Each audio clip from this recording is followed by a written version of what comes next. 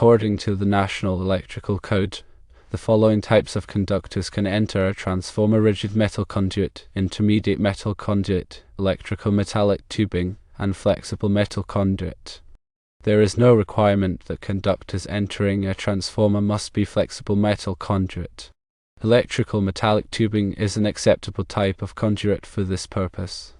While both electrical metallic tubing and flexible metal conduit are allowed by the NEC, electrical metallic tubing offers several benefits over flexible metal conduit. Firstly, rigidity. Electrical metallic tubing is more rigid than flexible metal conduit, providing better support for the conductors. This is especially important in applications where the conductors are subject to vibration or movement. Secondly, ease of installation. Electrical metallic tubing is easier to install than flexible metal conduit, as it does not require special tools or fittings. Thirdly, cost. Electrical metallic tubing is typically less expensive than flexible metal conduit.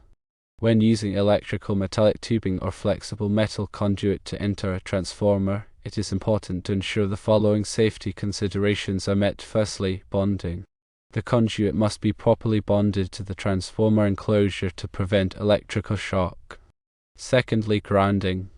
Electrical metallic tubing must be grounded according to NEC requirements.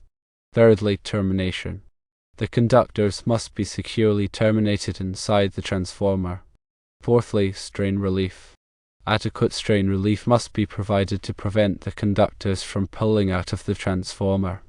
It is acceptable to use straight electrical metallic tubing into a transformer, as it is one of the types of conductors allowed by the NEC. However, electrical metallic tubing offers several advantages over flexible metal conduit in terms of rigidity, ease of installation, and cost. It is important to follow proper safety precautions when installing electrical metallic tubing or flexible metal conduit to ensure the safety of the electrical system.